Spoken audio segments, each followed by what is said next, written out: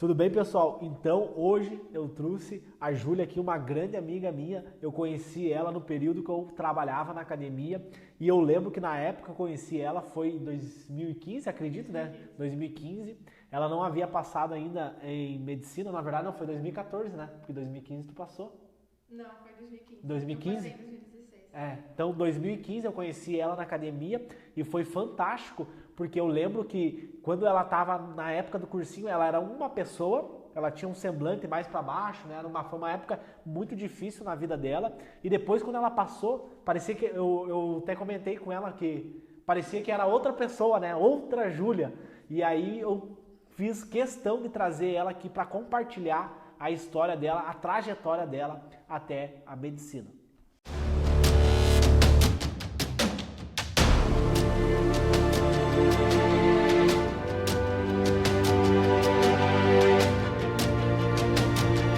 Toda vez que der vontade de assistir, tu vê essa porra, tá ligado?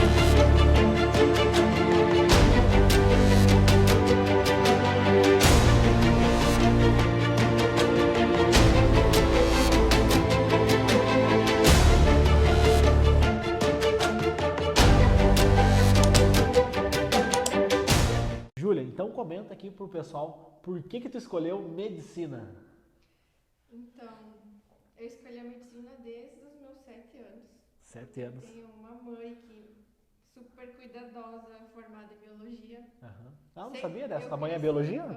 Bióloga. E eu cresci ouvindo sobre germes e cuidados de saúde.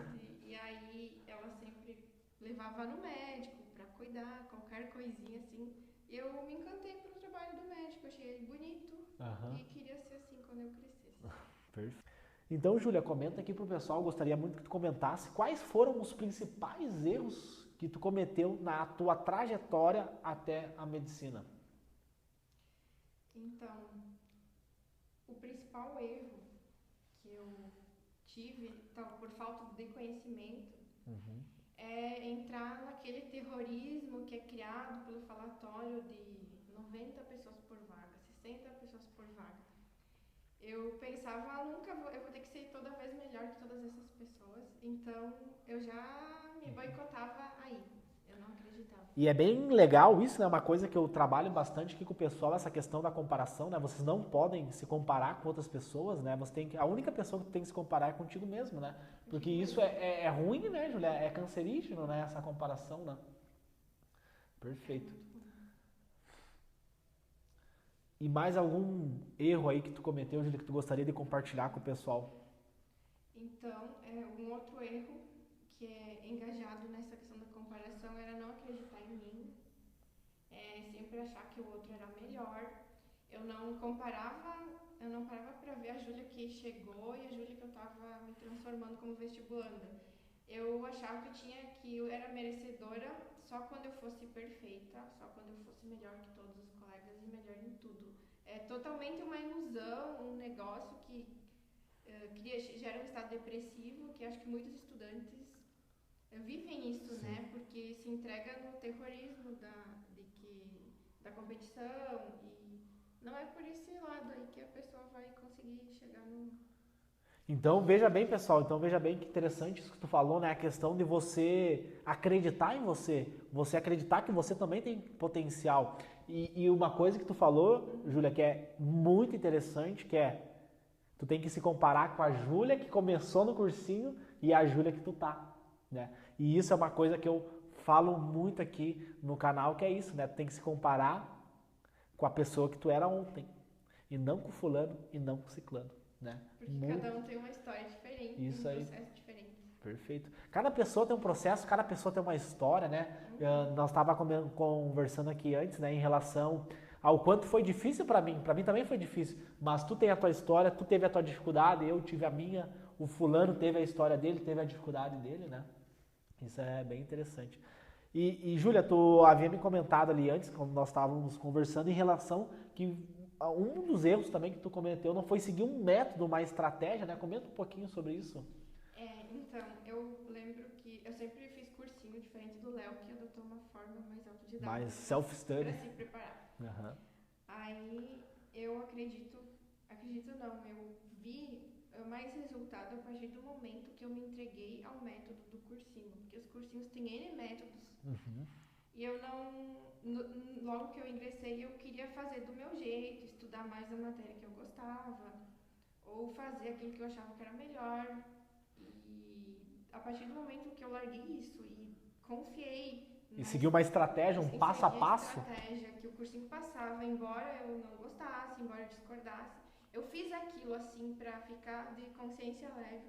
Eu vi que eu tive resultados melhores. E daí foi o momento que tu passou, né? Quando tu seguiu uma estratégia, foi aquele momento que tu passou, né? Foi o momento que eu passei.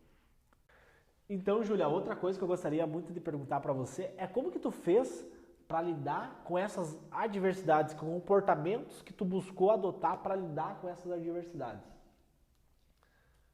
O que eu mais busquei e buscava muito era respostas do porquê eu me sentia assim, do porquê as coisas, as situações, porque o processo seletivo era assim. Eu vivia muito revoltada, como eu via assim, até entre colegas falando que não mede, vestibular não mede conhecimento e tudo mais.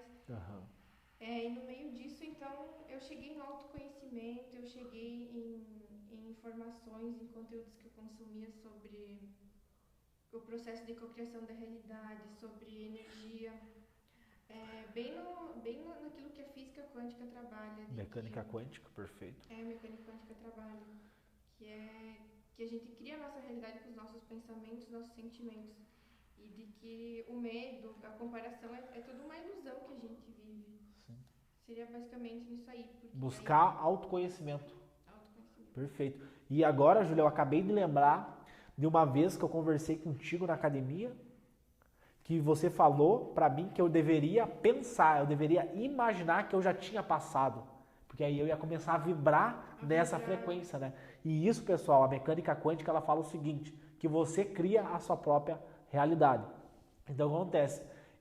Eu lembro que foi em setembro, né? Setembro do ano passado, eu estava na minha preparação para realizar o Enem 2018 e eu já comecei a imaginar, eu já comecei a me comportar como eu já tivesse passado. E foi uma dica, assim, fantástica, incrível, né? Então, assim, o que fica bastante, Júlia, desse teu discurso, que é a pessoa, ela foca muito, né? A maioria foca muito em física, matemática, química, redação e esquece do mais importante, que é a mente, né? O poder que a mente tem, né? É bem isso que eu falei pro Léo e fica pra vocês, e não é só pelo vestibular. É pra vida dele. É pra vida, porque, por exemplo, o Léo lá estudando, ansioso, e eu disse, vive como se tu já tivesse aprovado. Eu imagino, né? A pessoa acorda com todo o gás e tu tá vibrando isso aí. Isso aí. Ou se tu tá depressivo, se tu tá pra baixo, o teu semblante, né, a tua linguagem corporal, tu vai comunicar isso e o universo, né, vai mandar coisas proporcionais àquilo, né? Se tu emite escassez, vai voltar escassez, né? E Júlia, para nós finalizar então esse bate-papo aí, eu gostaria que tu comentasse como que foi a sensação, como que foi a emoção quando você passou em medicina. Então, é tudo muito intenso, né? Demora pra ficha cair, como dizem, mas conforme eu fui assimilando isso, o que eu recordo de muito importante é que eu voltei a me sentir um ser humano. Porque no processo, na bolha que é o vestibular, de que não pode errar, de que tem que acertar tudo, escrever perfeito, calcular perfeito, ser muito bom em química, biologia, português. Perfeição, né? Uma busca por perfeição. E aquela pressão de que uma vírgula na minha redação vai me deixar com uma colocação de 100 pessoas para trás. Perfeito. Dá uma sensação de que tu é um robô e tu não pode errar. Então, é mais ou menos voltar a ser um ser humano. Era mais ou menos isso que eu senti. Perfeito. Olha que interessante isso, né? Na época que tu tava no vestibular, tu sentia um robô, e hoje que tu passou na medicina, tu se sente mais ser humano, né? E isso é um comportamento muito equivocado da maioria das pessoas, né, Julia? Que o pessoal acaba buscando a perfeição, né? Eu não posso errar isso, aquilo. Cara, é normal o ser humano errar. É aí aquilo que nós conversamos de que é importante sim, para que não fique difícil, para que não seja distorcido o que a gente está falando, não é que a gente tem que errar, né? Mas é dar o nosso melhor. Sim. Porque aí que vem o resultado e que entra com a mecânica quântica. Eu preciso dar o meu melhor para que eu tenha o melhor, para que o universo retorne o melhor que ele pode para mim. Agora, a partir do momento que a gente se cobra em ser perfeito, aí daí já é outro contexto, né? Outro contexto. E aprender com os erros, né? Eu acho que, tipo, a gente acaba sempre errando. Eu, às vezes, faço provas na faculdade que eu cometo erros. E eu, cara, beleza, eu errei, eu fiz o meu melhor. Tu fez o teu melhor. Eu fiz o meu melhor, né? Então, assim, eu acho que o vestibulando de medicina, ele cria muito esse estigma, né, da perfeição, do gênio, né? Porque tem essa questão, né? Sim. O estudante de medicina, ele é um gênio, ele não pode errar, ele tem que ser perfeito em matemática, perfeito em física, e não é bem assim, né? Sim, porque às vezes um erro, uma questão, põe a autoestima do estudante lá embaixo. Sim, e não pode ser assim, tu tem que buscar essa inteligência emocional, né? Saber lidar com as tuas emoções, né? Exato. Perfeito. Então, pessoal, era isso o vídeo de hoje. Espero do fundo do meu coração que vocês tenham pegado, aprendido alguma coisa e possam implementar isso na rotina de vocês por meio da história da Júlia. Então, não deixe de se inscrever no canal aqui embaixo, tá?